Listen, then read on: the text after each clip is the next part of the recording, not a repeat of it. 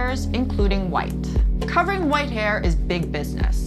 It makes up nearly 70% of all salon applications. Colorists often only look for maximum coverage, but in reality, the result can be much more nuanced and elegant. Come with me as I show you that white hair is a beautiful canvas to work on.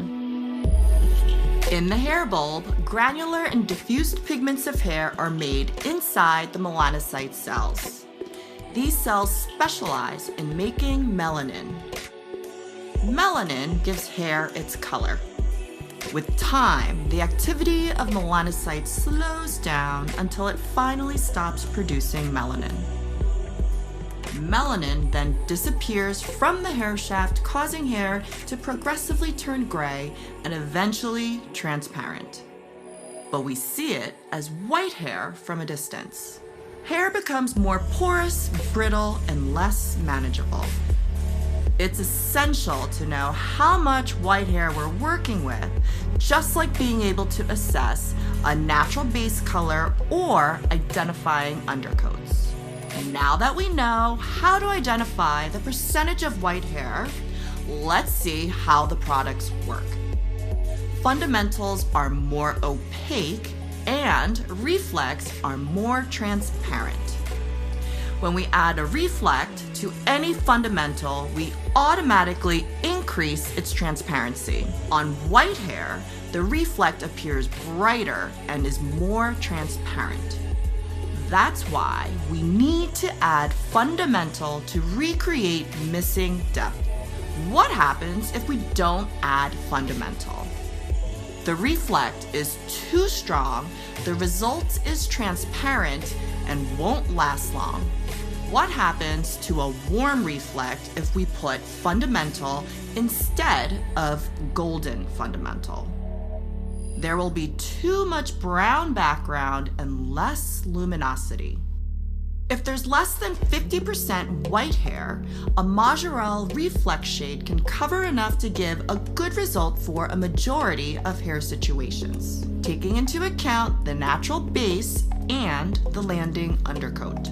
If there's more than 50% white hair, then there's not enough natural base present, so we ignore it. We need to add some fundamental to perfectly cover. For cool shades, we use a normal fundamental. Example, half 7 and half 7.1.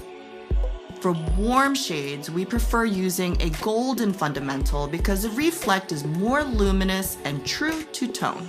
For example, half 7.3 and half 7.4. Let's practice. I'll give you a shade and you'll tell me if it's cool or warm and which fundamental to use. First up, shade 4.26. If you said it's cool, yes, you're right. Which fundamental would you use?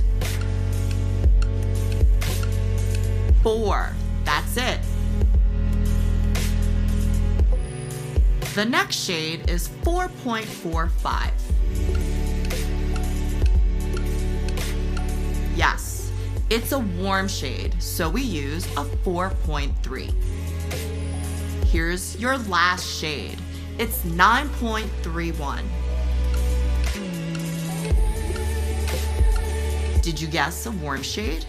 You're right. So we can mix with 9.3, but there's another option. Since it's also beige, we can also use 9. It depends on how cool you want the beige to be. For Enoa, the same rules apply, but with more or less than 70% of white hair. This rule of white hair coverage applies in most cases. We can apply the rule when white hair is not evenly distributed and more concentrated on the hairline. We learn more about white hair coverage in Color Keys 2, how to adapt it for fine, thick, or resistant hair, and how to play with different coverage levels. Now, let's take a closer look at Majorelle High Lift, Majorelle Glow, and Enoa Glow to see how they work. When it comes to High Lift, the name says it all. Its job is to lift, not to cover white hair. So never apply a high lift shade on more than 30% of well-distributed white hair. When there's less than 30% white hair, the light undercoat can be beautifully blended. Be sure to only use a neutral or beige shade. The same logic goes for Majorelle Glow or Enoa Glow. Glow is made to preserve transparency. With less than 30% white hair, it's less about perfect coverage and more about the aesthetic result. Above 30% of white hair, you need a product capable of delivering real coverage. There are other better options. Let's talk a minute about take-through. When traditional oxidative color is used on both roots and lengths, it delivers a full head of homogeneous color with perfect gray coverage. However, regrowth and previously colored lengths and ends don't have the same needs.